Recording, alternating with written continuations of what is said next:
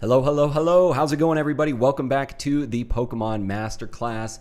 My guest today is a gamer, content creator, and a real-life Super Saiyan and Pokemon master.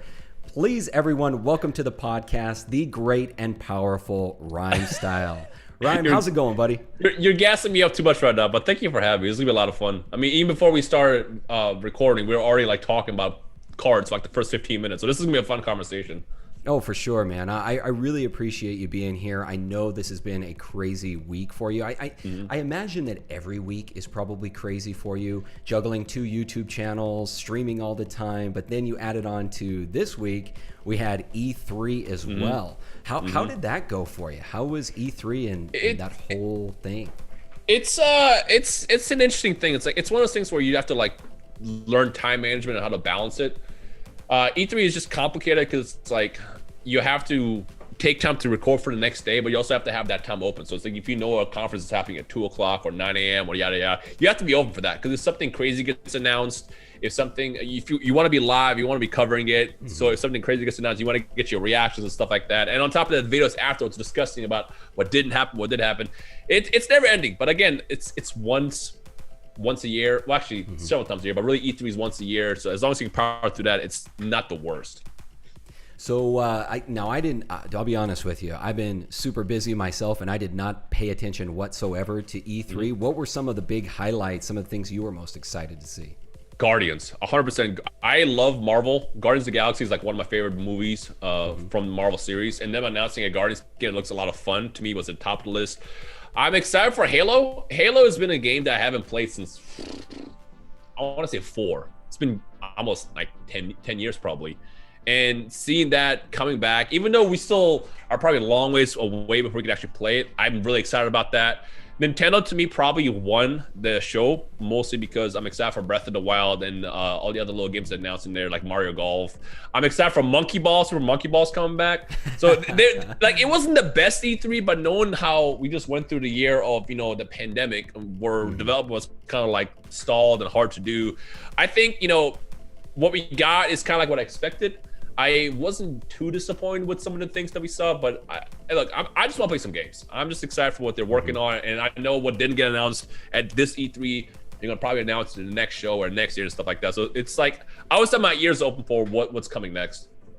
For sure. And speaking of games, full-time gamer, full-time content creator. I'm interested to get your take as well on the new Pokemon games, getting the Diamond and Pearl remakes, the Legends Arceus. What do you think about that? Arceus is the game that I've been literally dreaming about since I was a kid. And I feel like a lot of us that grew up with the original series, from Pokemon Red and Blue through Gold and Silver to what we have today, it's like the game, Sword and Shield to me was a slight disappointment because like when I originally saw how they were covering it, I thought like what we saw in like the wild area is the entire game. And then we found out later, no, it's not. It's just like one section of the game. And then with the DLC, it was still pretty fun. It was like a step in the right direction, but Sword and Shield was just kind of like flawed. It felt like it was kind of like unfinished. It was kind of rushed, and on top of that, a lot of our favorite Pokemon were in that game. But everything about Arceus, I'm just excited about. It looks like, I don't want to get too excited because it might always be a bad game at the end of the day. But for what we've seen so far, it looks like this is it. This is it. Very expensive.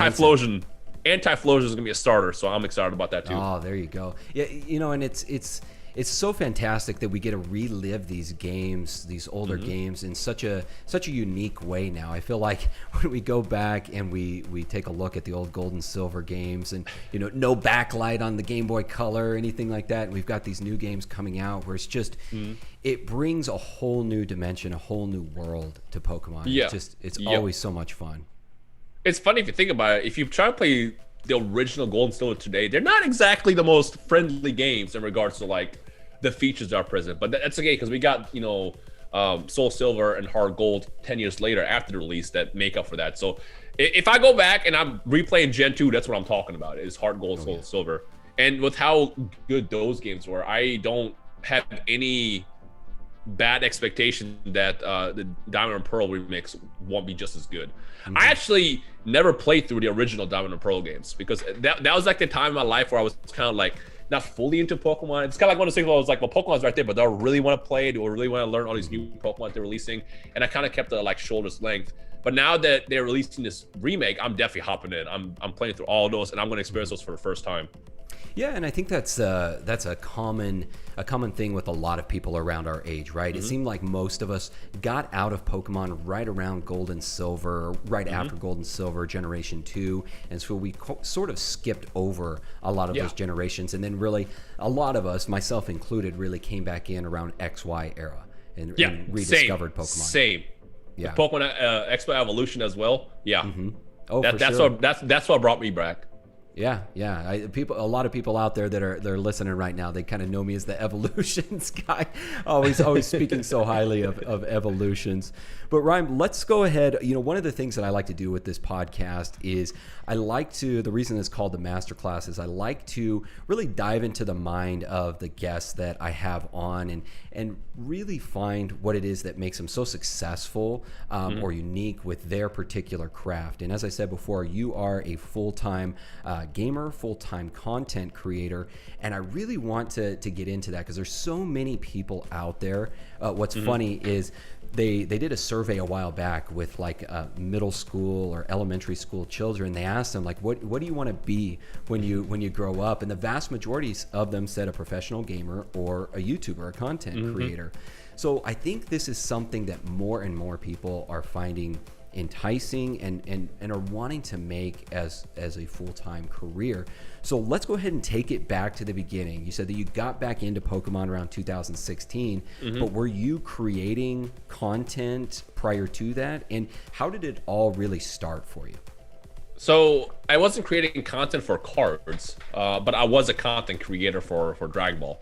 So it's funny, like everybody wants to be a content creator because like you have all those extra aspects that come with it, whether it be the fame or the money and stuff like that. For me, content creation was just an outlet of just creating. Because like, for example, and I'm sure anybody watching this can relate, you always have that group of friends that likes the same stuff in school. And I remember in high school, there was like 4 of us that just loved Dragon Ball. And I remember anytime you bring up Dragon Ball around everybody else, they're just like, oh, it's like Dragon Ball. They give you the eye roll. And I remember, so when I graduated college, so in college I used to have a podcast, by the way. It was music-based, and it was kind of, there was a decent amount of listeners, but the service I was using went out of business and just completely shut down, not telling anybody, and literally all those subscribers that I built up there disappeared. And I was like, well, it is what it is. Like, I wasn't too heartbroken about it, but I did it just because it was a lot of fun to like record and, just hop on and talk and then play the music that we played. It was just fun. I mean, it's like this podcast right here. And when I graduated college, I had this like, something was just missing. I don't know what it was, just something was missing.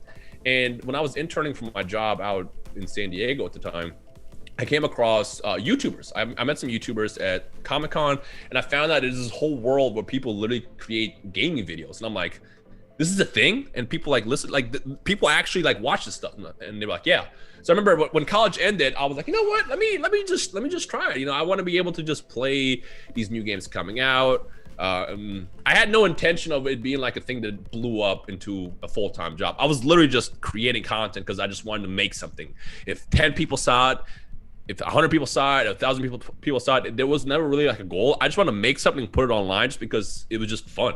And over the course of about 2 years, I would just upload a couple times a week, and I would get a couple subs. And I remember after 2 years, I got to 5,000 subs, and that's when I found out that there was no like niche for Dragon Ball yet. And I remember I made our first Dragon Ball video, and there were so many people commenting out of nowhere. Like my videos were doing like 100 views, 50 views, 100 views, and all of a sudden I'm getting 5, 6, 7, 10,000. I'm like, what is happening? There's people out there that like Dragon Ball as much as me. Again, going back to what I was saying with high school, is like you had like this group of 4 or 5 people, but online I found out that there's a lot of people out there that enjoy Dragon Ball. And I'm like, okay, maybe I can be a Dragon Ball content creator, because I knew at the time they were dropping an annual game, or just about every year a new game. There's always something different, The thing I never wanted to do is just kind of box myself in playing that same game over and over again. Like, for example, let's say you do Call of Duty. Every year it's the same Call of Duty game. It doesn't matter what names they gave it, it's still Call of Duty. After a certain amount of times, you are going to get tired of it. But with Dragon Ball, I knew that you're always going to get something different. It might be a good game, might be a bad game, but it was a different experience. So it's like you power through a year, you get the next game. Power through a year, next game. And what I found out is they were like no content creators for Dragon Ball at the time. There were maybe like 3 or 4. So I'm like, okay, there is a niche for this. There's people, but no one's really doing it. The thing about doing content creation today is as you mentioned, is there's kids who want to be content creators. Is you got to find like that world where it's missing something. Like let's say a new game comes out, Knockout City just came out. I'm not really sure if there's like Knockout City content creators, but I guarantee you when a game first dropped, there really wasn't. So it's like there's your kind of opportunity to kind of hop in and cover the game, do some creative content around it, and then build a community. Because at the end of the day, content creation is just building a community around something that people love and enjoy. And for me, it was just Dragon Ball. So I think by the time I just rediscovered Pokemon in 2016, I was about 2 years deep into the game. I've been doing YouTube full time, and by full time I mean like doing daily uploads since January of 2014. It's actually a little bit before that because I haven't really missed an upload since, but I was counted January 2014 because that was when Dragon Ball Z Battle of Z dropped, and that was like kind of like the game that kind of helped me decide that I want to be a Dragon Ball content creator. Mm-hmm. That was amazing. That was a very long essay right there. No, that's wonderful, man. I cannot believe I did not know that you were doing daily uploads for essentially 7+ years. That's insane. So I guess that's my next question to you is, what have you done to be able to maintain that kind of schedule? Because I can say from my own personal experience, even getting 3 videos, 4 videos out a week, for me personally, that can be really challenging. So to be able to do daily uploads, what have you done to be able to maintain that? It's a time management thing. I mean, the one thing I learned in college out of all the information I got is know how to manage your time, and you can kind of like figure everything else out on the fly. So the other thing I did mention is from 2014 to about 2017, I did daily uploads, not just daily uploads, but I would do 2 videos a day. I believe 2017 is when I stopped and stepped back to only doing 1 a day. But essentially, and the first 2 years, I was also working a full-time job. I was working like 80-hour weeks at a startup. So like, it was basically busy. My schedule consisted of waking up at like 6, going to work at 7, coming back at 7, and then from like 7:30 until like 1 a.m. recording for the next day. And so what I used to do is my goal was always kind of keep more simplicity and focusing more on, I guess, personality based. Not too many fancy edits, because if you sit down and you literally just hit record and then export and then from there add a couple of touches, it's not that hard to do daily content. So when I step back and start doing more on 1 upload per day, it's when I focus more on doing like the more heavily edited stuff and kind of adding like the fun aspects to it. I didn't start doing that until, like I said, 2017. So sitting down and recording a daily video wasn't as difficult as it sounds. It just came down to basically time management and sacrificing a lot of friendship time. It's like, no, I can't. I'll never forget, like I had friends who fly in and they're like, yeah, I'm in town, I'm gonna hang out. And I'm like, I can't. Sounds weird. I'm recording this video for me playing this game to upload on YouTube. And I obviously they'll always be disappointed, but like it's just something that I wanted to do. So it's like, if there's something you want to do, you can make it happen as long as you figure out, how to perfectly balance your life to get to that point. If that makes sense. No, it makes total sense. And really, I think what a lot of people don't understand is this is a job. Like, this is your job. It's great. Yeah, I can tell that you're so passionate about it and you absolutely love it, but it is a job. And in the early days, having been somebody that has started businesses, in those early days, you've got to grind. You've got to grind, and you're putting in sleepless nights. You're putting in those long hours, especially for yourself. I was the same thing, working full-time jobs as I was starting other businesses, and you're just not sleeping. And then you add on top of that, maybe you start a family, kids, things like that, and it really comes down to time management. And I totally agree with you. One of the biggest things that I garnered from college was time management. Above all else, all the other stuff that you learn during that time, it goes right over and you forget about it. But time management, I think, is probably the most key skill that you learn, that you carry forward. Yep, you got to know when you want to sit in your dorm or your room and study for the test, or if you want to go out with your friends. Like that's what I always tell people when they're about to go to college. Anybody watching, if you get ready to go to college, master the art of time management, and you're gonna pass through college no problem. Like, because the thing is I know a lot of people who went to college and they'll like fail out just because like they spend most of the time partying and hanging out, not really doing like the college aspect of it. So I'm like, well, if you do that, like how do you expect to pass your exams, your tests and stuff like that? Like you got to know when to actually work and when to have fun. Definitely. And it's great when you can bring both of those worlds together, right? In the sense that you have, where you've been able to bring together your work ethic, but also your passion. And that symbiosis, I think, is what we're all striving for. So not only were you super passionate, or you were so passionate about it, you started a second YouTube channel. I had to. So the funny thing about that is so I don't know what happened. Something in 2016 just, maybe, I don't know if I found my old cards. I don't remember what the exact memory was. I just wanted to open Pokemon cards, specifically base set. And I remember I hop on YouTube and I find Leonhardt and he was opening Evolution. I'm like, oh, X5 Evolution. This is a reprint. This is a base set reprint. Let me get in on this. So I started buying those boxes and I'm like, why don't I, record myself opening packs as well, post on my main channel. And again, that was when I was doing already 2 videos a day. So I started doing 3 videos a day essentially for a couple of weeks. And again, it's pretty basic edits. You sit down, you hit record, you hit end record, and that's basically the video. I was kind of like doing it as bonus videos essentially, so it wasn't really taking that much time out of the day. But what annoyed me was I was kind of flooding people with too many videos. You have my 2 Dragon Ball videos per day, and then now Pokemon as well. Let me just start a second channel for my card stuff, and then I can separate both of those worlds. But that's how I got to that. So basically, it was just trying to, because like you said, with content creation, and especially when you're on YouTube, you're trying to cultivate a community, right? And I think maybe the problem that people have is, I guess in the beginning, it's good to widen your expanse and try to find things that work, things that jive with your audience. But as you start to grow, you start to niche down even more. And so that you probably hit that point where you had your Dragon Ball audience. And as you maybe started to incorporate the Pokemon, they're like, hey, Rhyme, we just like the Dragon Ball stuff. Yep. And so that's when the second channel comes in, and then you can display your passion for that hobby as well. Yep. Because I also knew with certain sets coming out, I was going to go hard with certain openings, and I didn't want to flood people too much. Because I also know that YouTube's algorithm doesn't like you posting too much. So it's like, if let's say I posted 3 years for a day and then breaking news happened and I posted our 4th video, it wasn't going to get thrown into the recommended as easily as the other video. So it's like literally doing too much content actually hurts your channel. So that's why I was like, you know what, let me just separate it. Because the thing is I never, like, and this is kind of like a misconception that you see with a lot of content creators, I never made that second channel for the purposes of making money. In fact, I don't even think that channel even profits that much because how expensive Pokemon actually is.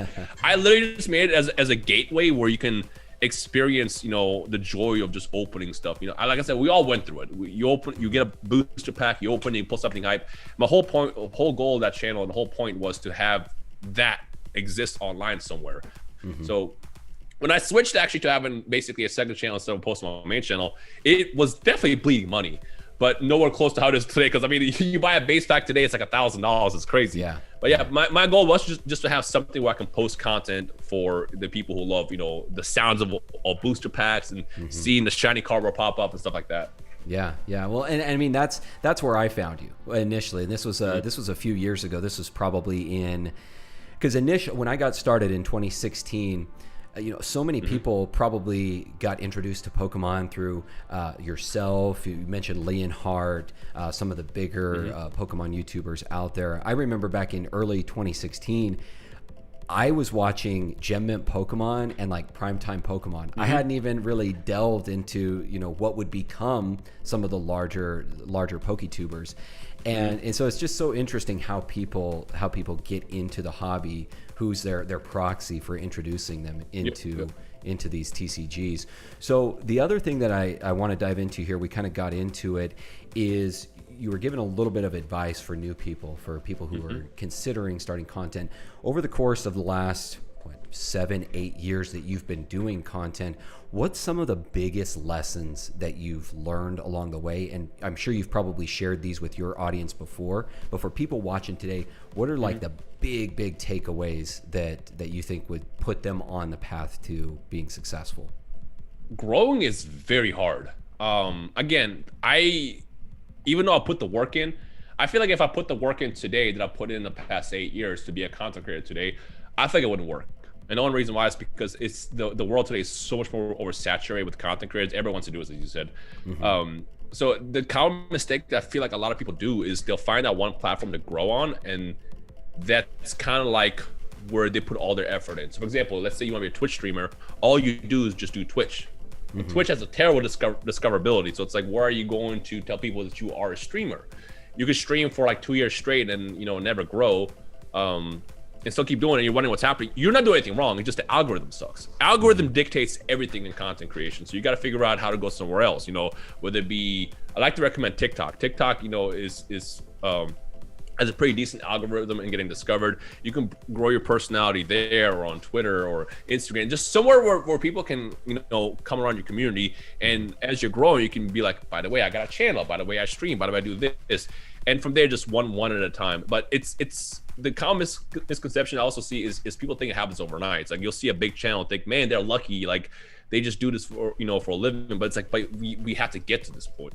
As I said, it took me, I think it took me like 2 years to get to 1,000 subs, and then after that, it took me like 6 months to get to 5,000, and then it took me like 6 months to get to 100,000. Like it's like a curve, but like that initial curve is so difficult, and that's what usually puts a lot of people off. That's why I always tell people, don't enter content creation for the sake of the money or the potential e-fame. Like literally just do it because you want to have fun. Because at the end of the day, if you're just uploading content and you're expressing yourself and you're creative, you can't lose. You cannot lose.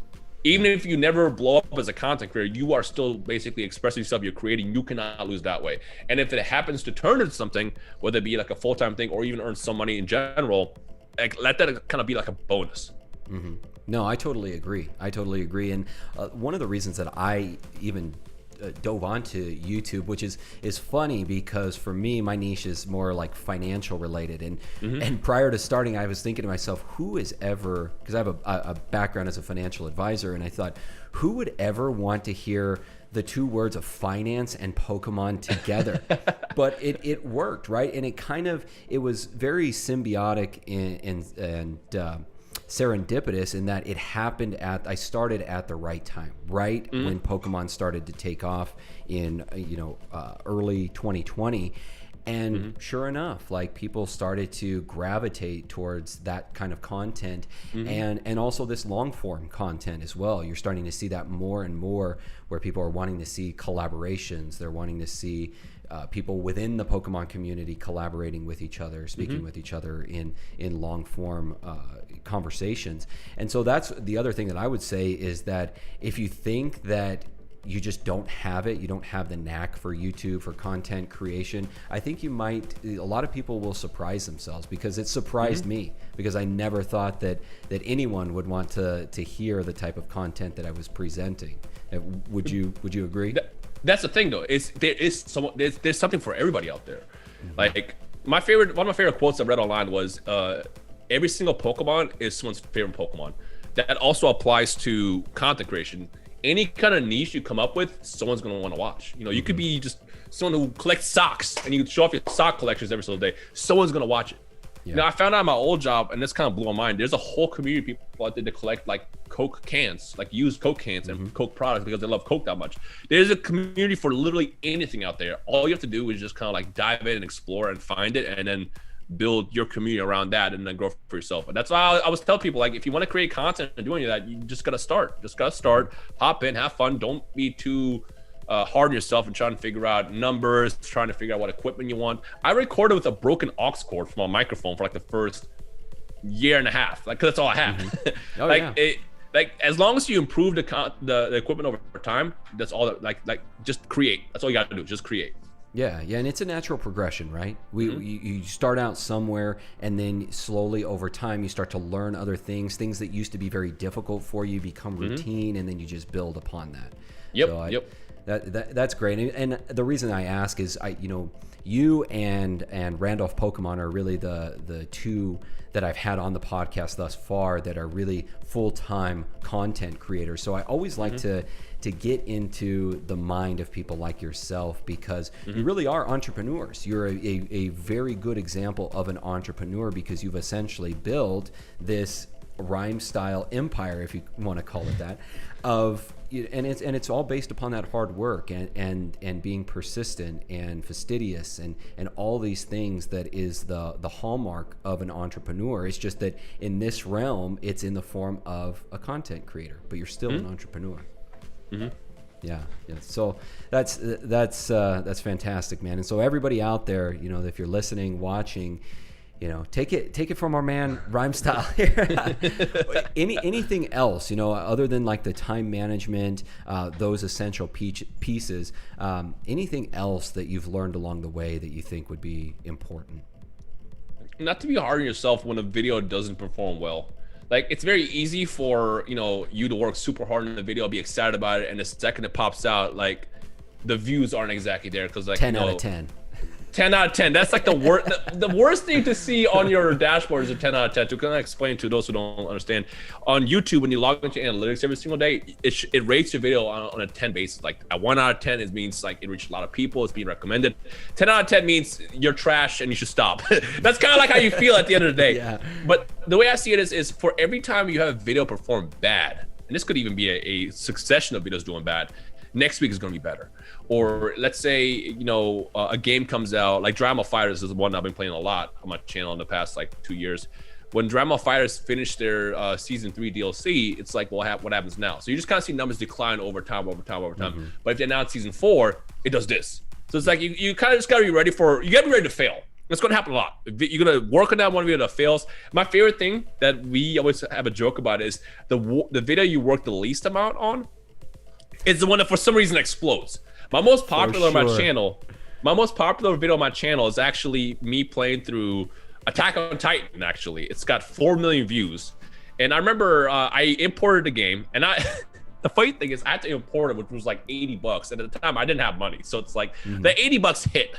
That hit hard. And I remember I recorded the video. I was excited to kind of like branch out from Dragon Ball and cover more anime games. And I remember I uploaded that video, and like after like a week, it had like 20,000 views, which at the time was still pretty good for non-Dragon Ball. But I was like, oh, well, there goes the $80. And then I look back at the video like months later, and I'm like, what happened? Yes. And now it's my most popular video on my channel. So it's like, and that video is the definition of I sat down, I hit record, I hit end record, and I uploaded it, just because I was kind of like trying to, test the water to see if I could do non-Dragon Ball content on my channel at the time. So just be ready to fail. And if it fails, it's okay. If you see that 10 out of 10, 9 out of 10, 8 out of 10, it's okay. At some point in the near future, you're going to see that 1 out of 10, that 2 out of 10. And then from there, it just does this. As long as you can figure out like a general idea of how many views you can get per month, it's not the worst to, have that video flop. Because again, you're working on that one video where you don't put that much effort into, watch it blow up. Some of my biggest videos are literally ones where I was like, do I really want to record this? I'll do it. And I'm looking at the numbers later, and I'm just like, really? This is what the algorithm picks up? That's the luck factor. If the algorithm decides no one's going to see this, no one's going to see it. That's just how it is. So just be ready for that. No, I totally agree. And even in my, short tenure on YouTube over the last year or so, I found the same thing where sometimes it seemed like those videos that I was just like, okay, I just hit record, I uploaded it, like hardly any editing, they did well. And it's like a feast and famine, right? YouTube seems it's like a feast and famine period where, especially for, us, where we are so niched. We really are. It seems like Pokemon and TCGs is so expansive, but it is a really niche topic, especially when you're in the grand sphere of YouTube. So if something is dying down, like for instance, over the last few months, Pokemon itself has kind of declined in popularity. And guess what? You can look across multiple different channels and you can see the analytics. They just aren't quite there. But all it takes is one thing to happen, and then, like you said, it'll take off once again. The other thing that I would say is, just because you put a video out and let's say it hits 10 out of 10 in that particular week, like you said, later on, maybe 2 months from now, all of a sudden you can look back and that video has doubled, tripled, quadrupled in its views. Because I've had the same thing happen where put out a video and for like 4 months or so, it was just kind of sitting stagnant, view here, view there. And then all of a sudden, the algorithm and the topics of Pokemon changed and it just took off. It just took off. Yep. So no, that's really good, man. And like I said, I normally don't get into these kind of conversations, but I think it's so important because I don't think a lot of the time people who are watching you or who, you know, they want to ask these questions. They're like, man, I want to know what makes Rhymestyle tick. Like what it is that he's done that has made him so successful. And time again, I hear it from other content creators where it really boils down to the same thing. It's hard work, persistence, and just being consistent over time. So it's good to hear that it's ubiquitous, that it goes across the spectrum. So, all right. So now that we've covered that, now let's go ahead and get into the real topics for today. And right before the podcast, like right away, we were jumping into some spicy TCG topics. Yeah. So I want right to. Here. There we go. There we go. So for those of you out there that maybe aren't familiar with that card or maybe what has happened recently, why don't you go ahead and fill us in on what happened? So a recent confirmed sale, because you know a lot of times you get the shills in the community as well that will pretend something sells and it doesn't actually sell for that much. This is a confirmed sale. PWCC helped broker a $90,000 Dragon Ball Super BGS Black Label sale. That part is important. Black Label. I think there's 322 pop for PSA 10 of these. 47 for BGS 10 and only 3 for Black Label. So it's kind of a differentiate because like people will see graded cards and be like, what's this 10? This is a 10. Why isn't that worth the same? Black Label are incredibly hard to get. I still feel like there's a pop control is a thing, and sometimes a card will be perfect and they won't give you that score, but it's a whole nother conversation. But the crazy part was just seeing a modern day card from 2018 sell for $90,000. Again, it's 1 of 3, but still 90 grand is crazy. For sure. And we were talking about it before. It's amazing that a TCG as new as Dragon Ball Super, that a single card would garner that kind of price. Something that is encroaching, like we were talking about before, something that is encroaching upon top tier Pokemon cards. Now, maybe not Black Label top tier Pokemon cards, but still right up there in that echelon. It's really surprising to me.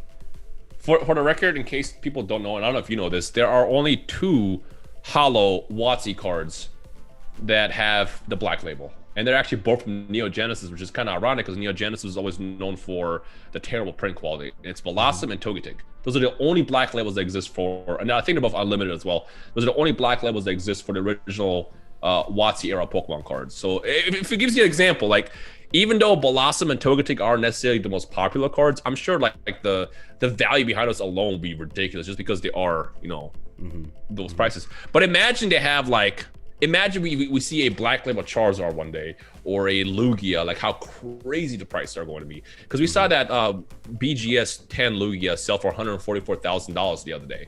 Imagine if a Black Label popped up tomorrow. Like, are we talking about like $1 million card right there?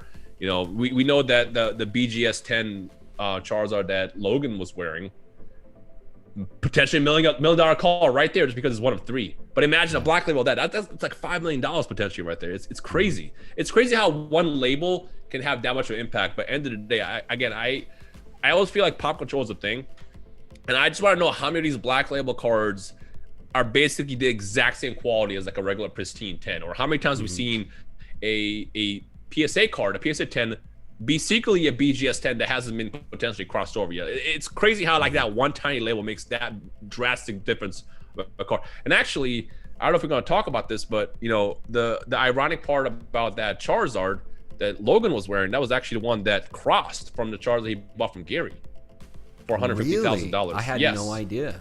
And if I don't know if you know about this, but that same Charizard is one that Gary tried to cross with Leonhardt the year before that, and BG said no.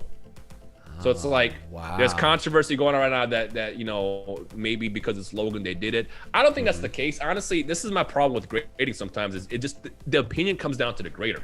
If I pick up a card and go, yeah, this is the 10, then that's it. Like I'm the deciding factor.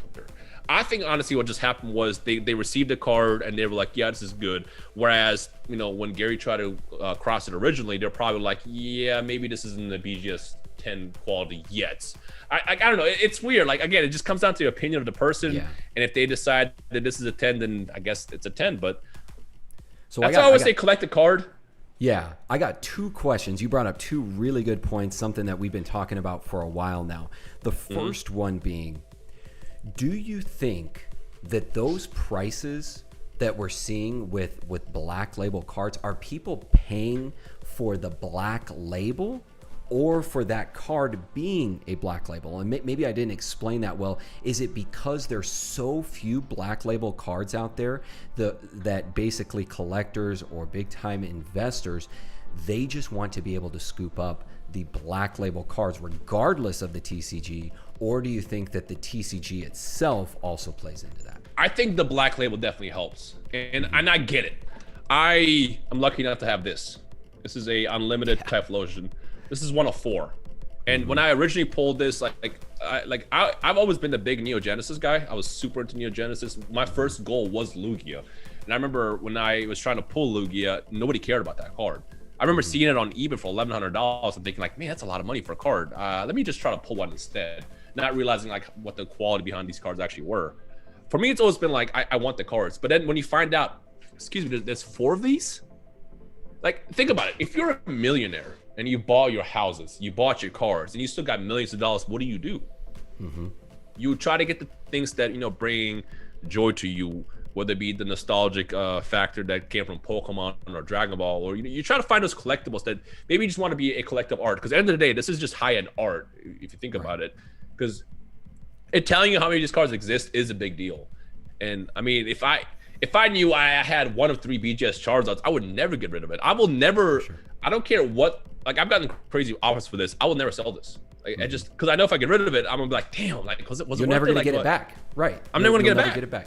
No matter how much money I get, I will never get it back. Because, like, you know, if only 4, because I know Jetman owns one of them, and Charizard King owns the other 2. So it's 3 people. 3 people own all these cards. If I sell this to Charizard King, because he's been trying to get this card for me for like the longest, I know then that's it. Because even if I get $10 million and offer it to him, he'll probably still say no. So the pop report definitely is the most important part. And it's actually very important to also bring up, because when Pokemon started booming in the past year, a lot of people started coming back to Pokemon, you know, from their childhood, and a lot of people started approaching it from the investment standpoint. The most disappointing thing I saw was a lot of people were buying PSA 9 Charizards, like the unlimited ones, because they were hoping that it was going to explode in value at some point. But I'm like, you're not doing your homework. There's over 5,000 PSA 9s. For sure. Probably less, because, you know, you got to also count that how many times were cracked out and resubmitted. But according to the pop report, it's 5,000. So if I buy one, you buy one, and the next person buys one, and we all have our cards, what happens to the supply? It just keeps going up, which is why we've seen PSA 9 sell for $7,000 and then fall down to $1,200 after a month. Yeah. I had a friend who bought it for $5,000. I'm like, why didn't you ask me? I would have. First of all, I would have just given you mine because I had an extra. 2, you just bought a card it's super inflated right now. Like, look at the pop report.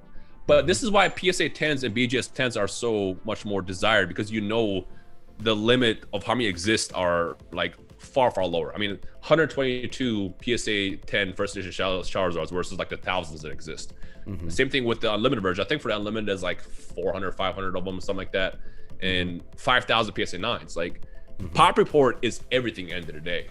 No, I totally agree, and what you said there is so true with the pop reports. PSA 10 pop reports are always going to be super accurate. When you go down that echelon from 9 and below, it's never going to be accurate, because there's so many people out there that are regrading, cracking cases open, sending it back in to get regraded. How many of those people are actually sending in their cases to have the pop reports updated should their card in fact get regraded as a 10? Probably not that many. Probably people. Almost never. Yeah. So the pop reports for those are always going to be skewed. So if you've got 5,000 of an unlimited Charizard at PSA 9, that's probably a fairly conservative number. It's probably much more than that. And you're absolutely right. When people were coming back in, those were the cards. What were the cards that they were going and grading? Well, it was the cards that they knew from their childhood, right? It was base set, jungle, fossil, and those cards, just the supply of those. And I don't think we've seen even the tip of the iceberg yet. My good buddy James Carson from Z&G Emporium, he works with Graded Gem, and I asked him, what cards have you seen the most often? What cards were submitted the most often? He said, undoubtedly, base set unlimited Charizard and Evolutions Charizard. All day long. And Hidden Fates Charizard. Speaking of which, I gotta say shout out to ZNG because he's the reason why I have this. Because I when I first met ZNG's when he cracked the box, I remember I bought 8 packs. I pulled for Alligator, and I'm like, let me get more, and I bought 9 more packs, and that's when I pulled this. And every single holo out of that box came back a 10, every single one. That's those amazing. are all the ones that I graded myself. See, that's something else I want to kind of talk about for a second. Is grading does annoy me because I don't know how many times you've done it, but I've definitely cracked out cards before, and I sent them in. I've also done reviews before. And I feel like the problem with reviews, and I've seen actually something that B just said recently where like they sometimes don't feel comfortable cracking out a card because they know it's a higher grade, but they don't want to like do it because the card is potentially gets damaged or something. I have no idea how to actually go about it, but there definitely is a bias factor when you submit a card to get reviewed because I mean, it's like you're doing the homework. It's like, well, this is a 9. I'm not gonna crack this out. Whereas if you send it in raw, you get the unbiased review of it. And the amount of times where I pull the card, where because everything I said, and then I super review. Like I look under light, no whitening. This is a 10, and it comes back a 9. I'm like, but how? And I remember I pulled Gold Star Mew. It graded a 9 3 times, and I'm just like, am I just missing something? Sent it in a 4th time, comes back a 10 finally. I'm like, thank you. So it's that's why grading is annoying, and same can be said about the whole black label factor. A lot of times I feel like they just don't want to give you the grade because they either want to pop control or maybe there's like a rule within the companies where they're not supposed to do it. I have no idea how it works. I just know I've sent flawless cards before that come back, 9s. I've also seen cards that shouldn't be 10s come back 10s, and I'm just like, but how does this work? Like, again, it just comes down to the person sitting there that decides the entire fate of your card. Well, and that is a good piggyback topic there, because what we're starting to see now is more of an emphasis or more of an introduction to AI or algorithmic based grading. PSA. I'm happy about that. Exactly. I have said that time and time again. There's so many people out there, and I get it. I get why people would be trepidatious about it, in that they're thinking, well, now we're never going to see PSA 10s again. We're never going to see CGC 10s, which we really don't see CGC 10s. And maybe that is why, is because CGC has been using a combination of AI for some time, really since they started into grading trading cards. But that to me is the best thing, in my opinion, is that you will get more consistency. And I think for everybody out there, really that's what this whole conversation has been about, is consistency. Where, you know what, and I've said it before, if you've got an entirely AI based grading system where it doesn't matter, that Gold Star Mew, if you sent that card in 10,000 times, it was going to come back in that exact same grade. And imagine if that was across the board. Imagine if that was PSA, if that was Beckett, CGC, SGC, it doesn't matter the company. It doesn't matter who you send it to. The grade is the grade is the grade, no matter how many times you send it in. And I understand, like, the premium isn't going to be there to where, like for yourself, you finally on that 4th attempt, you got that PSA 10. Well, the jump from value from PSA 9 to a PSA 10 can be astronomical sometimes, whereas you may not have that factor, but also there may be even more of a premium that is placed on that CGC 10 or PSA 10 because that is the only grade that card could ever get. Yep. The only thing I wish they would do at least is have like a reason for why a certain card got a 9. Like I got this Southern Island Mew, and it looks great, but I know on the back corner there is a bit of whiteness. I'm like, okay, that's why. But a lot of times, like, you get a card back, you're just like, make it make sense. Why? What about this was it that caused it to go down? That's why I'm happy we got the AI grading now with PSA, and I feel like what that's also going to do is because everybody wants their 10s. It's like the second you see 9, 8, 7, you get disappointed. It is disappointing because it's not a 10, but at the same time, I feel like there's gonna be more of importance to the lower grades now, because now it's like you know that it's an accurate grade. Because the only reason why people resubmit 9s is because they're like, is this actually a 9? Is this actually potentially a 10? And that's why we resubmit. We're not trying to get the number, because like I have some cards that definitely say 10 that shouldn't be 10, and I'm never gonna get rid of them for that reason. But the only reason why I get annoyed if I see an 8 or a 9 is because I'm looking at, I'm like, where's the flaw? Something I've been seeing a lot lately is people have been showing me on Twitter their modern cards that have been getting like 8s and 9s, and they're just trying to figure out what's going on. And I'm like, It's got to be something. There's got to be something. There's no way that the grader got that card today. It was like, you know what? We're gonna go ahead and just throw a dart. That's an 8. That's a 9. Mm-hmm. Yeah. So yeah, I just want to see how that evolves. Yeah, and I think that we're starting to see the beginnings of AI right now, where there is more of a strict there's more of a strictness, because I think more of these cards are being put through and are being graded almost entirely by AI, to where you're not seeing though as nearly as many of those higher grades of those gem mint grades. Right. And I think as we go along, you will start to see less and less of that. And you know, and again, I mean, everyone has their opinion on it, and it is kind of subjective. But what is it that you really want in the end, right? Ultimately, grading, the main purpose of grading was authentication and consistency, right? That's what we were all looking for. We wanted our cards authenticated, we wanted them encapsulated, and we wanted them to to be consistent. We wanted to know that, okay, this is in fact a legitimate PSA 9 or a CGC 8.5.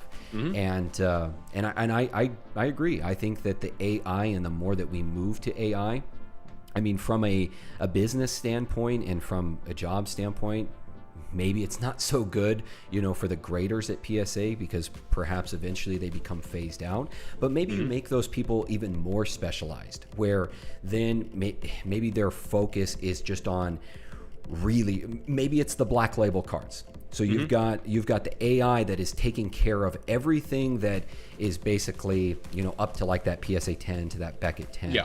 Yep. But then when it comes down to that black label and the AI comes back and maybe it says this card's a black label 10, and everybody's going, wow, okay. So now you pull together all of these graders, these professional graders, and then that's the final say of whether that card gets the BGS black label. I feel like what they're probably going to do, and I don't know how open they're about this, is I bet you they're gonna use the AI for more lower end cards. But then when they get the higher end cards, they're probably going to stick to people, because one, they don't want to make potential, AI error, which could, it could happen. And two, I still feel like pop control is a thing. Because think about it, if we start seeing more PSA 10s popping up, or we start seeing black labels popping up left and right, it's like, does that mean the old cards, if we see more pop up today, that means that the past graders were way too strict. And I feel like that could hurt the credibility, because I'm sure you've seen, people look down upon like 2 million cert cards, where it's like, oh, it's a 2 million cert. I don't know if I really want that. I like 4 million plus, 5 million plus, because it's more consistent, more strict. So I feel like because of that, they're probably going to stick to having real graders, like human graders, for the vintage cards, and then use AI for like the newer stuff for that exact reason. What do you think about that? No, it's a good theory, and it's something that I've actually postulated as well, where we're not going to phase out human graders if we do, it's going to be for some time. And I think their focus is going to be more on those higher end type of cards. And I think also it'll probably be for the commons, the uncommons, things that these lower end cards that people are sending in. That's what the AI will scoop up and take care of. But yeah, there was something else that you said in there that I was going to chime in on. But I agree with you. I think that they'll stay around for a while as we start to transition through this. The other thing that I'd like to talk to you about is, we've mentioned CGC, we've mentioned Beckett in there. Main emphasis has been on PSA, but what are your thoughts on like an up and comer like CGC? Because something that I have seen that I see as a potential opportunity here is these CGC 9s, CGC 9.5s. I mean, I don't know about you, I haven't seen any CGC 10s out there. See, that's my only problem is that consistency. It's like, is CGC just not wanting to give out 10s because they're pop controllers themselves, or like have they just been that accurate in the cards they've been getting, just haven't been 10 quality? That's all I know. Because at the end of the day, the thing I care about most is that consistent grade. Like if a card is a 9, it's an actual 9. If I submit a card to PSA 3 times, every single time it comes back a 9, I'm like, okay, you know what, I accept it. My only thing is like, people who grew up under BGS and PSA, that's been the long-term grading company service we've been using. And now CGC enters, and I know CGC is doing comic stuff for like the longest as well. So they're not technically new, but they're new to like Pokemon. My only issue, like I said, is the quality. Like if I get a 9 from CGC or like a 9.5 and I send it into BGS and get a 10, or if I get a 10 from PSA, like I just want to like understand the reasoning more for why grades are giving. And the other thing for me is also I love the cases better for BGS and PSA. I think BGS has the best cases by far. I just hate grading with them. You know, I had a recent situation where I sent them a Topps Lugia, first appearance Lugia, under their Super Express service, which was like a $300 service. And well, it was supposed to get done in like 5 days. It took 2 months. I don't know if they lost my card. They wouldn't really tell me. They weren't responding to emails, and it was just like, it was a huge mess. And because of that alone, I like never want to use BGS again. So PSA has just been the most consistent to me by far, and that's why I prefer going with them the most. But I think there is room for newcomers. Again, the only thing about the newcomer is do the cases look nice, and are the grades actually consistently deserved? That makes sense. Like, are you actually avoiding giving out 10s because you don't want too many 10s to exist? Or maybe the joke is that CGC doesn't grade as well as PSA and BGS, and because of that, they don't want to give out 10s. Like, I just want to know the reasoning for why certain cards are given to certain grades. Because the thing that annoys me is since BGS shows you the subgrades, I look at the grades sometimes and I'm like, for example, let's say it's a pristine 10. You'll see 10, 10, 10, 9.5. It's like, okay, it says 9.5 on the surface, but there's nothing on here. Like, do you guys just choose which one it needs to give a 9.5 to so you don't give out a 10? Like, I just want to know that information behind grading cards. No, I agree. I think what we're talking about here is transparency. Being totally upfront, totally transparent with your grading. Because, I mean, I have talked to so many people, and I'm sure yourself included. Do you know the actual grading process for PSA? No. The steps that it goes through? No. I don't. Nobody that even Gary. I've talked to Gary King Pokemon, the person that basically brought PSA to the forefront for Pokemon. He doesn't know it either. So it's like, I got excited because I thought you were going to tell me you secretly know what it is. I was like, what is it? Oh, no. No. Talk about a video that would take off. But no, nobody knows it. Nobody knows what the steps that PSA takes in their grading process. It's never been put out there. It's never been transparent. And I think if we knew that, not just with PSA, but back at CGC, every grading company, we would have a lot more confidence in the grades that we're getting back. That's why it's a controversy right now, because when Gary tried to cross his Charizard EGS, they tell you like, oh, there's a dot over here, there's yada yada over here, but it's like you look at the card, you're like, but where? Like the part he circled on his picture, there's nothing here. It's like, what caused him to say no then and then say yes this time? Yeah. An interesting little side note about Gary is the last time I spoke with him, he told me that there was a little bit of controversy between him and PSA there for a while. And they actually went and authenticated his signature and never even told him about it. So all the cards that he signed, now you can, like if somebody sends that in, like with, let's say like a Mitsuhiro Arita signed Charizard, they'll authenticate that signature. Well, now Gary Hayes, his signature is authenticated through the PSA database, and they never even told him about it. That's weird. It's crazy, right? Yeah. Really, really strange. When he told me that, I thought, you would think that because that message him. Yeah, they would say something, or at least you would think that there would be some kind of legality there where they would at least need some kind of permission in order to use his, because that's essentially his likeness, right? His it's kind of like professional athletes with using their names on jerseys and things like that. There's got to be some kind of kickback or royalties, but yeah, right. Apparently, never said a word to him. So I thought that was really interesting. So yeah, grading, AI, it's all kind of whack right now, and I think we're both interested to see where it's going and kind of how it all gets covered. But overall, looking at it from 1,000-foot view, what's your overall opinion right now with just the entire TCG world, having been in this for 7 or 8 years now? So entrenched in it. What's your overall What's your overall take? I've always been against gatekeeping. You know, as communities grow, you're always going to get people who will enter your hobbies for the wrong reasons. But a lot of times I feel like people enter for the right reason, but because of who they are, they might get a lot of problems. Like, I know Logan actually loves Pokemon. Like, he actually loves Pokemon. And yet people will look at him like, why are you not a hobby? Get out. It's like, who are we to tell someone to get out of this hobby? Like, this is our hobby. The same joy that we get, you know, seeing these cards, holding these cards, is the same joy that he gets and other people get. Like, obviously I'm not pro scalpers and pro like the bad guys, the bad actors entering your hobby. Like, that's always going to happen. But I feel like if we tell someone to like not join because for whatever reason that we have our own selfish reasons, I think that's just wrong.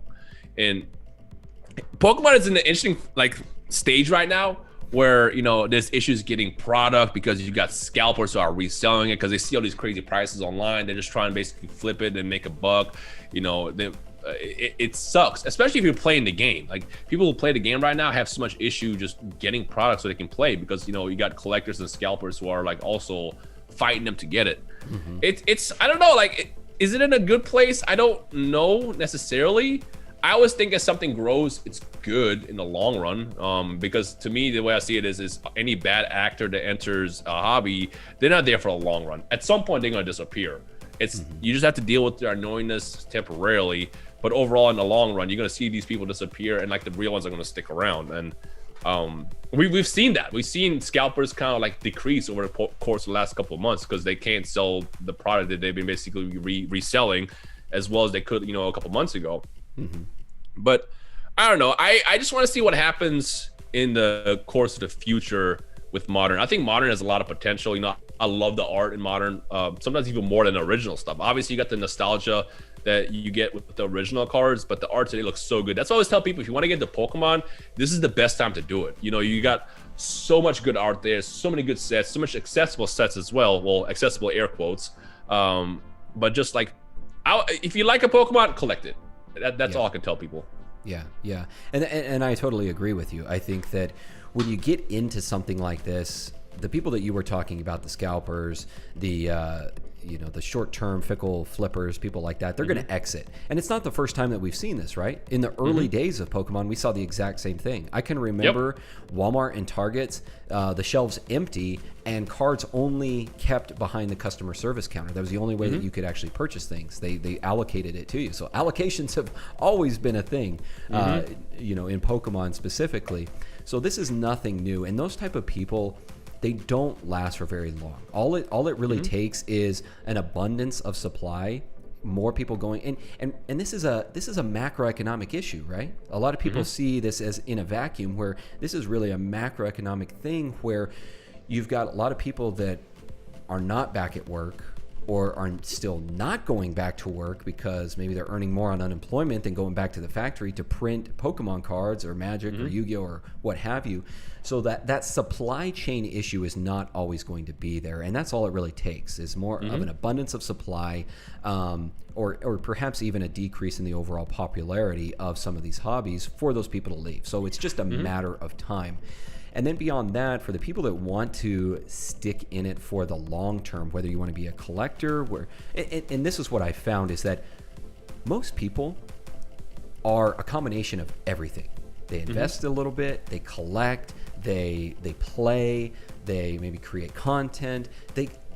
I love that about these hobbies, in that there's so many different facets that you can enjoy, that you can take advantage of, and that you could potentially create a business around, or a little side hustle or something like that. So for those people, I think the biggest thing that you have to realize coming in is that when you're starting out, collect, invest in things that you really like, and do so in a financially sound way, because no matter what happens, let's say that it dips, like that PSA 9 Charizard, for the people out there that actually really like Charizard and like the nostalgia of that base set Charizard, even if that price does fall from $7,000 to $1,200, you still love that card. You still want to keep it. So it really doesn't matter at that point. That's why this card is so special to me, because when I got back into Pokemon, this is my big goal right here. This card right here. I remember every single time I seen a near mint one pop up on Troll and Toad or eBay, I was buying them back in 2016. I didn't care how many existed. I just wanted it. And I want to see if I can try to get as good of a grade as possible. If if this card is worth $1 million tomorrow, and then next year the price just dies, it was $10. I don't care, because at the end of the day, I got what I wanted. This is my childhood right here. Like, yeah. I grew up under Pokemon Silver, by far my favorite card, and that was my big goal. That's why, like, I was so confused when I saw it blow up out of nowhere, because when I was buying these back, in 2018, 2017, they were like $20 a card, $40 a card, and nobody cared about it. There was a PSA 10 on eBay for like months for $1,100 and nobody wanted to pay. And out of nowhere, Lugia blows up and everybody wants it. Then we had that crazy sale for 129 grand last year. BGS sold for 144,000 like 2 weeks ago. It's crazy things go. But something else I want to point out is, just because something sells at that price once does not mean, oh yeah, this is the official price. Because I feel like the problem is a lot of times we'll see something sell and go up, yep, it's worth this much now, it's worth that much now. That's not the case. That just means that at that moment there was one person willing to pay 129 grand. Big shout out to PokeWizard. I've talked to him after the sale. He messaged me literally after the sale happened. He was just super excited about it. And we know that the next Lugia that sold after that was like 76 grand. So all that means is PokeWizard was willing to put up 129 grand to get it. And then the next person wanted one for 76 grand. And then the next person probably, we might have gotten some sales that we don't even know about. And then you never know, maybe next year this PSA 10 could sell for 200 grand. Like, prices just kind of are based around what someone is willing to pay. That's why the problem with all those PSA 9 selling is people were willing to pay 4,000, 5,000, 6,000, 7,000, and once that person got their card, they disappear from the market of looking for that card. So with less people existing willing to pay a certain amount, prices go down. And that's why we saw PSA 9 selling for like $5,000, $6,000, $7,000, and then it dropped to like 1,200 the next month. Yes. Like that keeps declining. For sure. And it also boils down to how absorbable is a particular card in the market. So that Lugia, that $112,000 Lugia, that is much less absorbable by the market because there's a lot less people out there that actually have the necessary income or the funds to be able to purchase that. Whereas you get into, even, $1,000 to $10,000 range, there's so many more people. That is so much more absorbable by the market. Where you're not going to see as huge of there was a card here a while back. I think it was the Topps Charizard that everybody was talking about, where it had sold at like 329,000 and then it dropped down by like, I don't remember what the margin was that it had dropped, but everybody's like, oh, that's it. That's the sign that the Pokemon market is headed down. And I'm thinking the whole time, how small of a bucket of investors or people out there that can actually buy that. So of course you're going to see massive fluctuations in the prices that these are being purchased at. Yep. And then also what you have to think about is what happens for when there's no sales. Like, let's say no Lugia sells for like the next 2 years, and one finally pops up, that one person that's been waiting, that probably is like a billionaire now, they're like, you know what, I don't care, I want it. Whatever the price is, let me know, I want it. And you're gonna see that over the course of time as well.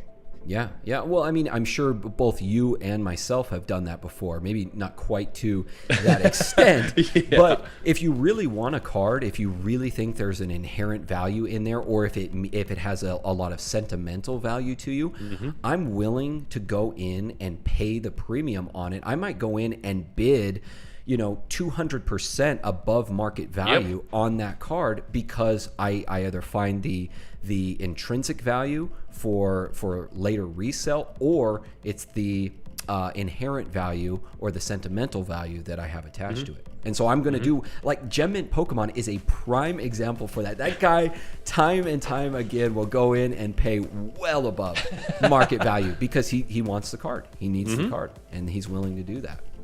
Also, shout out to Gem Mint because we went to the same college. Yeah, no, he's a good dude. I like him a lot.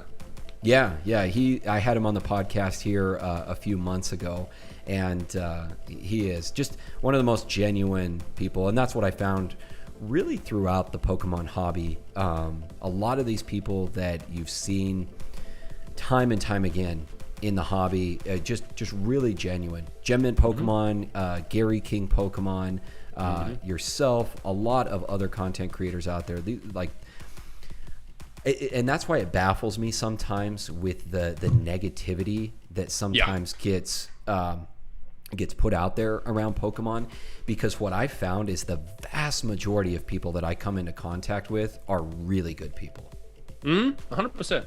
And I get why some people will be angry. They're just trying to point fingers as to why stuff is happening. That's why it was always funny to me that it's like when Logan did his first edition box break, people were like, oh, you ruined modern day Pokemon. How? He bought the box that literally nobody could get.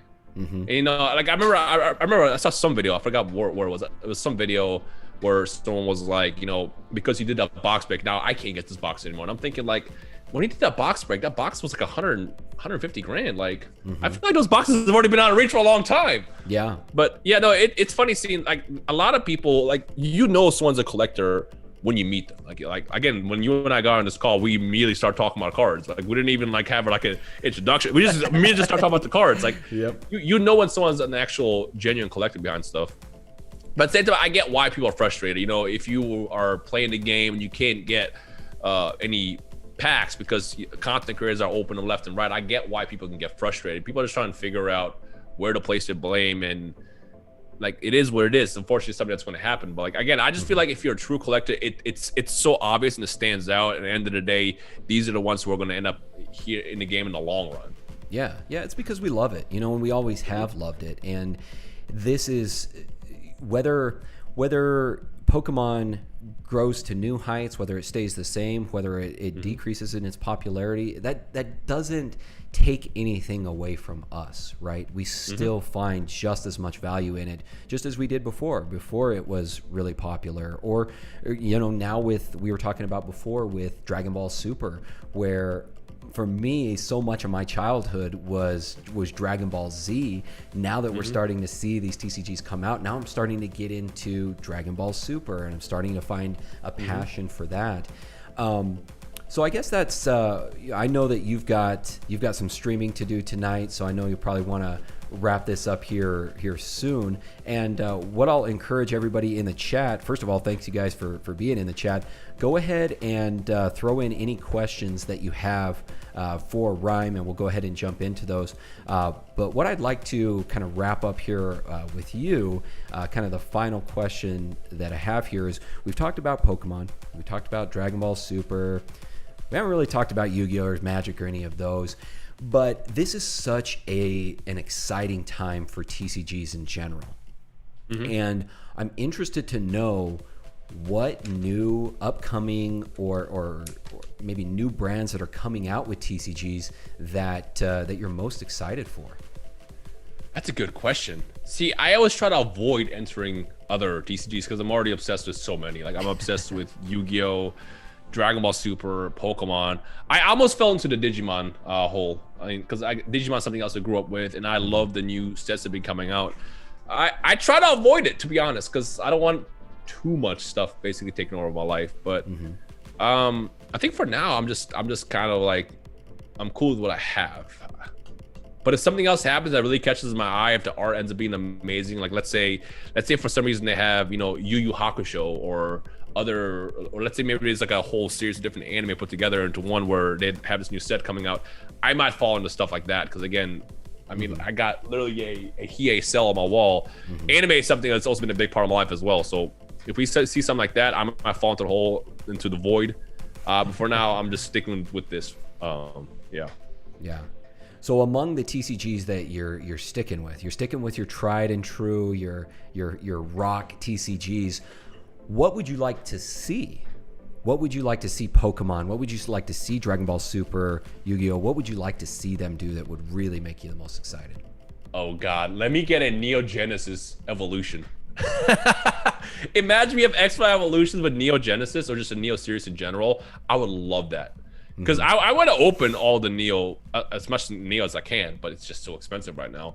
But if I could do that through the format of like evolution, like I'm here for that. I would die for that.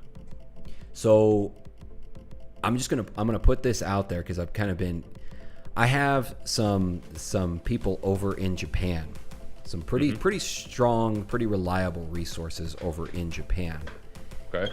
And the word through the grapevine is that the 25th anniversary set is a Neo Evolutions reprint.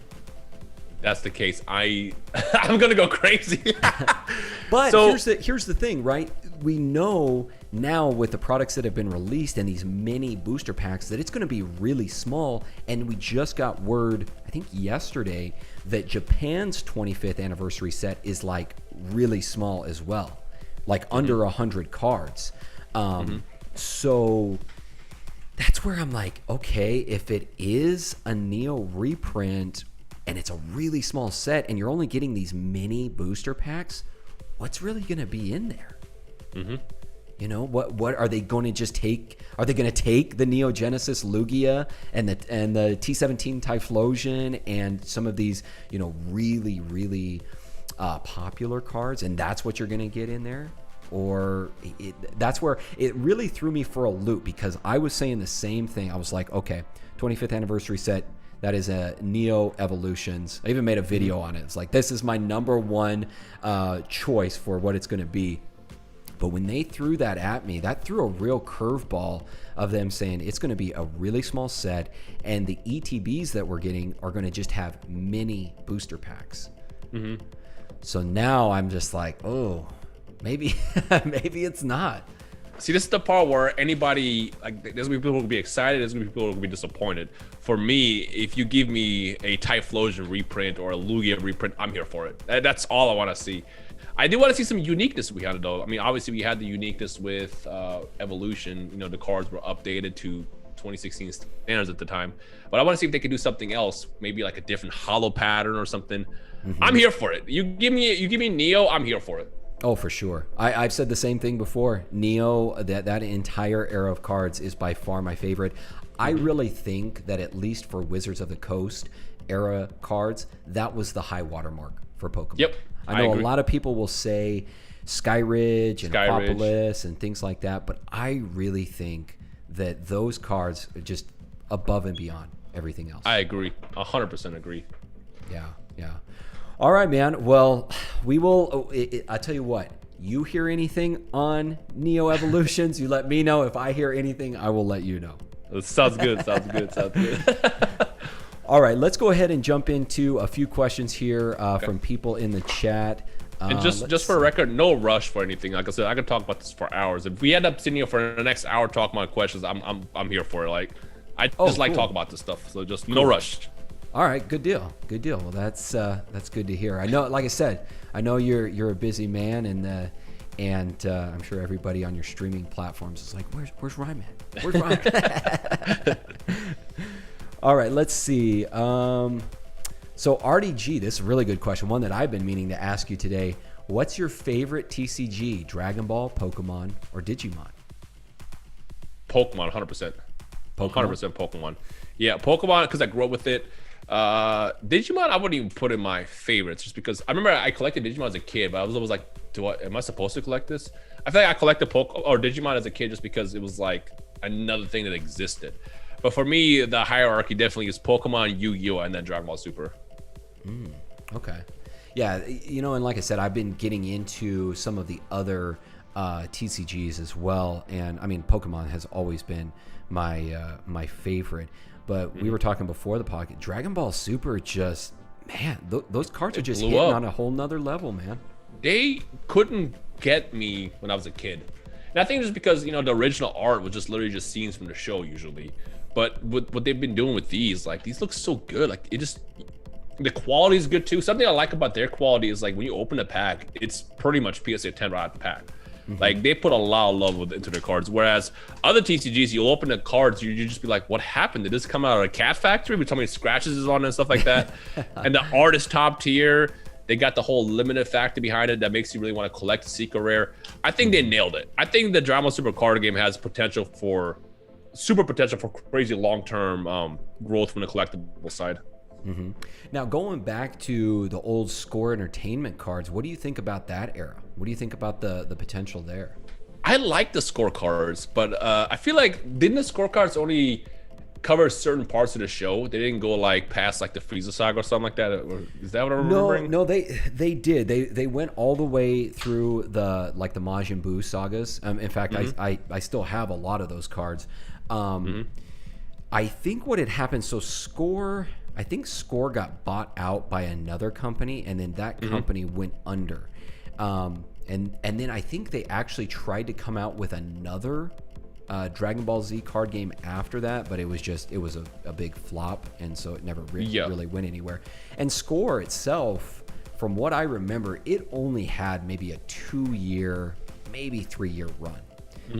Because I can remember transitioning from Pokemon right into the Dragon Ball Z card game, and I actually really liked it. That the old Score cards, they are very they're very reminiscent of like the I think it's like the Topps Series 3, where it's like, it's got images from the anime in there, and that's really all the Dragon Ball Z cards were. It was just clips for each card directly from the anime, which I thought that was pretty cool.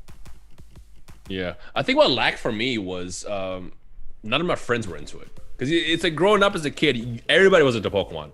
Finding one kid and one person that wasn't into Pokemon was so rare. So I feel like if more of my friends were into the Dragon Ball card game, the Dragon Ball Z card game as a kid, I probably would have been more into it, because at that point it's like, well, if they're collecting, let me get into it as well. So that was the one thing that was lacking for me. Were you did you move from Pokemon to the Dragon Ball Z anime? I started with Dragon Ball first. Well, hold on. Now that I think about it, Pokemon first, because I remember I had just moved to the States. It was, I believe, fourth grade. And I remember everyone was talking about Pokemon, and I was that one kid that was like, nah, I'm not gonna do it. Pokemon's only popular because everyone's talking about it. I was like one of those kids.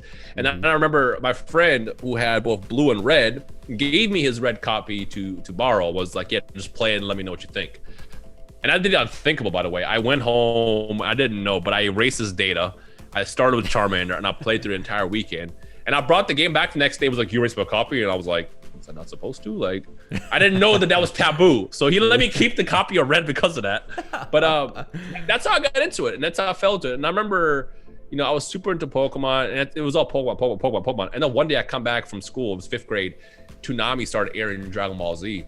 And it was a Raditz saga, and I remember thinking like, all right, I guess I'll let me try it, because everyone's talking about this as well.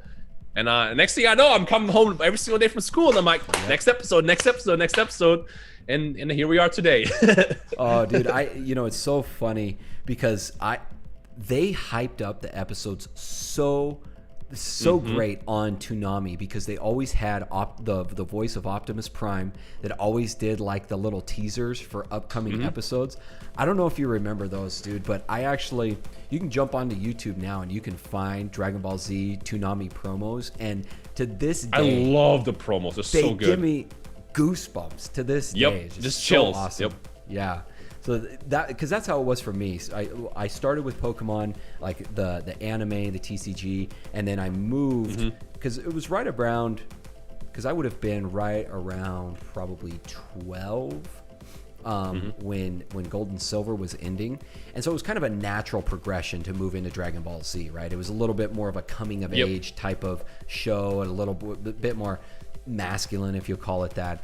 But and then went right into the scorecards, and I loved them. And I was telling you before the podcast, from my childhood, I have more Dragon Ball Z cards than I do Pokemon cards. It's pretty crazy. For me, my evolution was Yu-Gi-Oh! The one thing I never did was play Pokemon as a kid. I played Pokemon as I got older, and I enjoyed the card game a lot. But Yu-Gi-Oh! Drew me in instantly to play. It was just so fun. And that was the first time where I got the TCG just to play first, and then I became a collector later over time. But yeah, we had the best childhood, by the way. We had the best childhood. For sure. I've said this before. Like, I could not imagine being a kid in any other decade than the 90s. Like, I just couldn't imagine. I think about like kids in the like the 80s and the 70s. I just think to myself, like, what did you do without Pokemon, without Cartoon Network, without all this stuff, without the Nintendo 64? How could you live life without the Nintendo 64? Yeah. So now, speaking of that, so like you've got all these TCGs, you got new stuff coming out of Nintendo 64. You gotta show love to the Conker's Bad Fur Day. Oh yes, best game of all time. Yes. So one of the most underestimated games of all time for the Nintendo 64, Banjo-Kazooie. Yes. Banjo-Kazooie, dude. I played that one way more than anything else. I love that game. And then I think they came out with a sequel at some point. I think it was called like Banjo-Tooie. Or maybe that was Banjo-Tooie. Yep. Yeah. But that, yeah, you can't go wrong with the 64. But with all these TCGs and more coming out every day, from a content creator perspective, where do you think content creation is going to go, both from the gaming side as well as the TCG world? How do you see content changing? Because, you know, in the early days, back when, like, even in 2016, I mean, the flashiness, the big hype around, like, especially openings and things like that, it wasn't there. It was like what I was watching back in the day was like Gem Mint Pokemon, and it was just his hands and, you know, his kind of monotone voice. But so where do you see it going over time? How do you see it changing? I think it's hard. It's very hard, and the reason why is because you're putting in a lot of money to make the videos. You know, if you buy a booster box for $100, you want to make sure that a video grows enough in terms of views to pay for that, and then pay you, obviously, because it is your job at the end of the day as well. I think content creation is difficult because what people want to see mostly for card creation content is those high pulls, but you can't always have that. Right. You know, every now and then you get that crazy pull, like, you know, pulling the Lugia or Typhlosion, and then it's like it grades a 10, and then you'll go like months without having another high pull. So it's like that kind of ends up kind of hurting your place in the algorithm. One of the things that I know people hate the most is when the title or the thumbnail spoils a high pull. But you have to play the YouTube game. You have to play the algorithm game, or you will literally drown. It's actually funny. I have the biggest experiment on my main channel with this guy right here. So when I pull this card, right before I pull this exact card, I literally say, if I pull this card, I'm not going to spoil it in the title and thumbnail. I'm not going to tell you. And then I pull this card, literally that same pack as that was happening. So I'm like, well, now I have to. Now I got to title it like that. So I titled that video, you know, Tournament Power Opening. Are we going to pull, you know, I'm putting the keywords in this still. Are we going to pull the Goku? And then over the course of, I want to say a month, I think that video, that was my 10 out of 10. That video probably did 30,000 views over the course of a month, which was, at the time, was really, really bad for my channel. I think I was averaging like 75 to 100,000 at the time. So seeing 30,000 was like, well, that hurts. So I'm like, okay, what if I go back and change it? And I changed the title to, you know, most hype Dragon Ball Super opening ever, and I put the card in the thumbnail. That video has like 400,000 views now. It's so frustrating to me as a content creator, where like you have to play the game and hurt the quality of the experience in the process. Because the thing is, no one wants to know what you pull. Like, everyone wants to be surprised going into it, but you know, not every video is going to be hyped. You know, not every video, if you reveal what you get, is going to have the best reactions, but you have to play the game. And that's been the most difficult part to figure out in the long run. On top of that, again, as the hype kind of dies down, which we saw in the last couple months, will you be able to even be a full-time creator starting as a new content creator for cards? That's why when I started my channel, my intentions weren't even to, like, you know, have a second channel, just to grow a second channel, or to try to make profits and all that stuff. I just wanted to kind of create something where I could live my card stuff, be in one place, and whatever happens, happens. I kind of had like that mentality, but not everybody can have that mentality, because not everyone's gonna have the same financial situations. Like, if you put $100 into a box to make content out of it and you make 20 back, it's like, how would that work in the long run? So it's hard to figure that part out. So what I like to do is this is why I love channels like Z&G and the SM Prats of the world, because they give you a different perspective. They give you, like, you know, the information, like, you know, there's a lot out there, different niche content out there for cards, for card channels, that you can do a little bit of everything. You know, one thing I want to do on my channel more, if I had more time, is just sit down and just have like discussions. I've done it a couple of times, but I want to do stuff like that more. But then it's like, well, people like that, because, you know, people subscribe to the channel just to see cards open. And if I go weeks without opening, it's like, will they stick around? And that's just one of those things you have to kind of figure out as you go.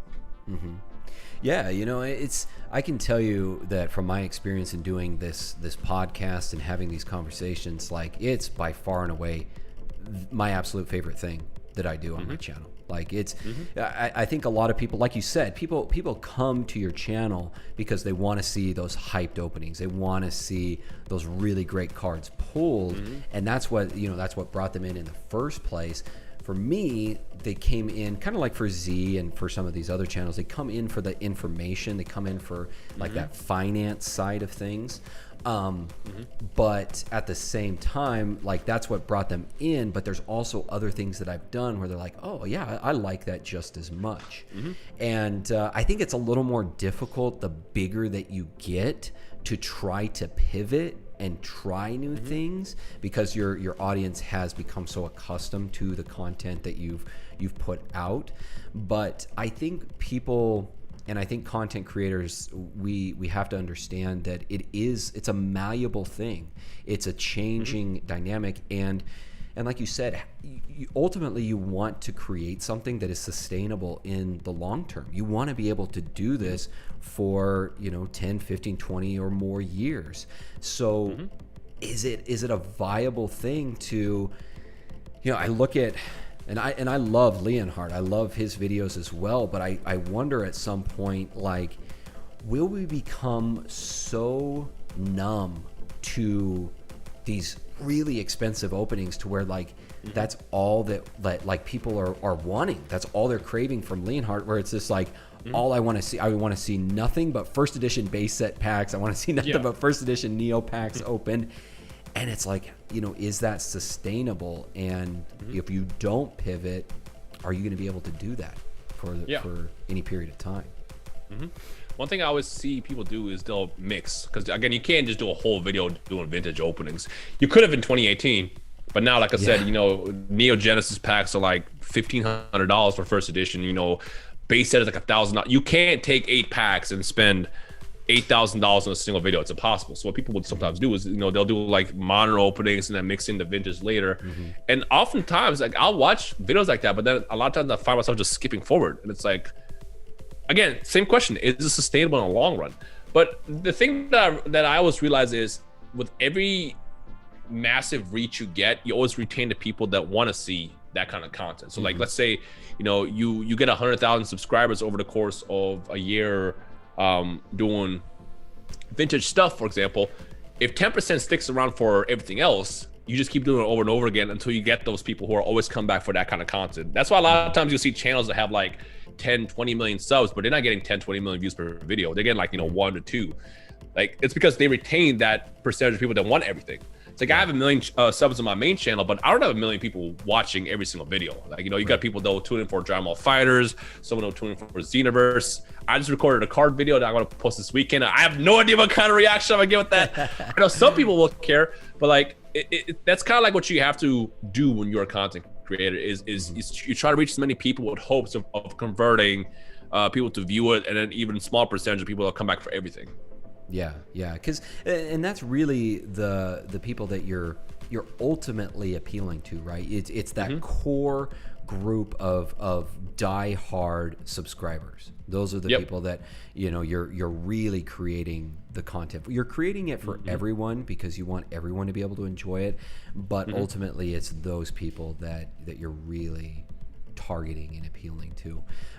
So I think you're right. I would love to see it. I mean, you've got such a great personality, and you hold conversations so well. I would love to see you have something a little more long form, because I'm seeing a lot of that nowadays, a lot more kind of long form conversation.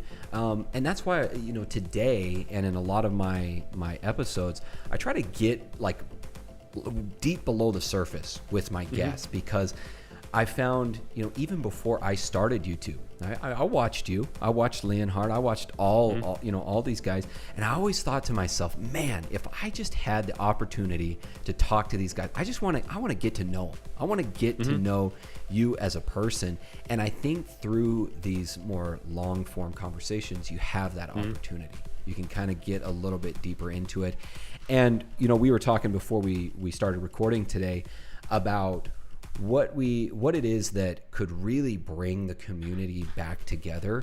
And I think we both agreed that getting out, seeing each other in person, people, that animosity and that strife, it just drops away. When you see somebody face to face and you can talk to them, interact with them, you start to realize like we have so much. They're so cool, and we have so much more in common than we have in difference to each other.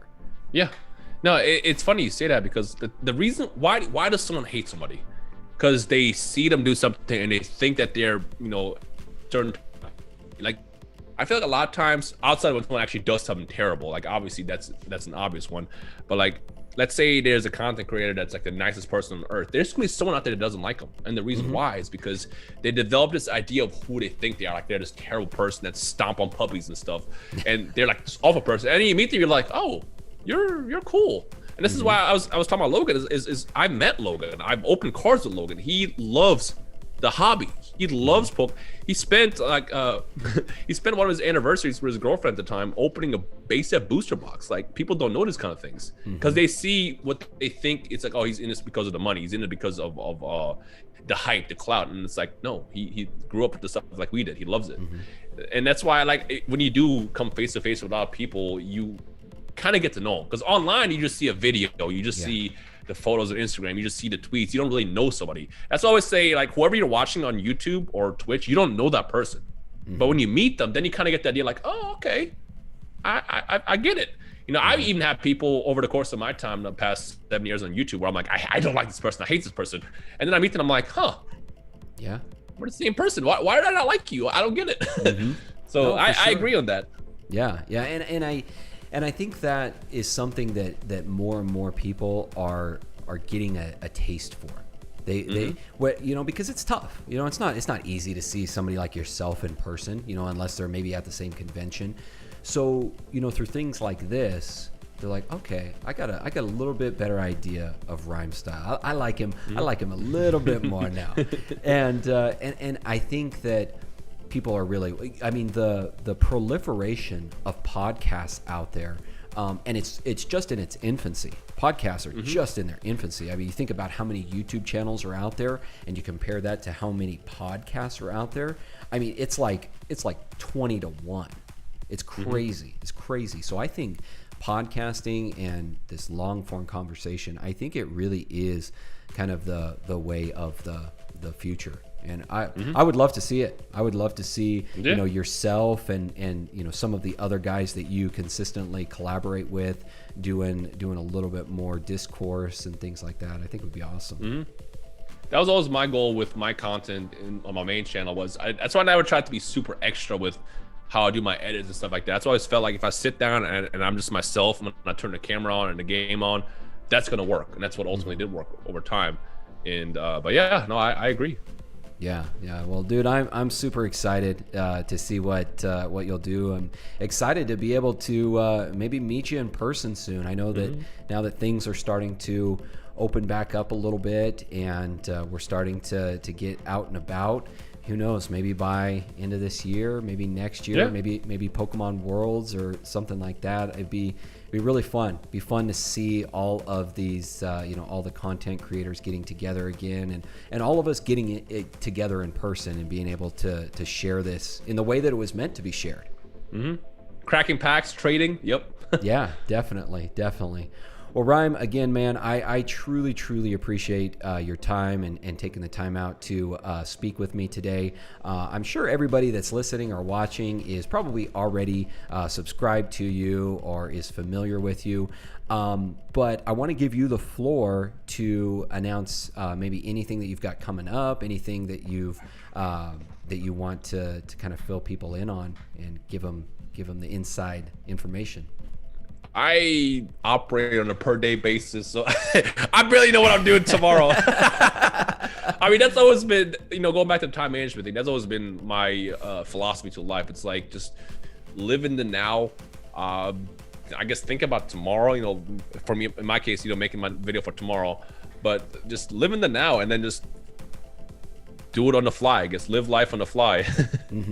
No, and there's absolutely nothing wrong with that, man. And what I respect about you, and what I can tell that one of your strong characteristics is you're a very intuitive person. You trust your intuition, you work off of that, and it's been really good to you. And I truly appreciate everything that you do for the community, everything that you've done for so many years for several communities, not just Pokemon, but Dragon Ball, Yu-Gi-Oh, the gaming world, just kind of all of this in general, the whole kind of gaming umbrella. You really have been just a pivotal member of all of that. And again, just want to thank you for being here today and continue to do what you're doing. Well, I appreciate you for having me. Like I said, I love talking about this stuff, and I'm always down for talking about cards for like the longest. I know the second I go live, I'm gonna talk about cards. I'm gonna have people on my channel like, forget the cards, talk about the games. Like, but I love any opportunity I have to just sit here and just geek out over cards. So I appreciate you for having me. Thank you. Oh, of course, man. Of course. Any time, you're always welcome back. I would love to have you. Maybe when we see something really explosive drop from you here soon, maybe when you get that Black Label Lugia, I'll have you back on to talk about it. Like I said, anytime you need me, just let me know and we'll figure it out. I mean, again, you emailed me last week, like, are you down? Like, let me know next week. I'll know the day before. I gotta go back to whole. I operate like on a per day basis. So just anytime you have something, you just let me know and I'm down. I'll make it work. Awesome. Well, thanks again, brother. Truly appreciate it. And thank you to all of you out there watching, listening. Truly appreciate all of you. And other than that, guys, we will see you all next time right here on the Pokemon Masterclass. Take care, everybody.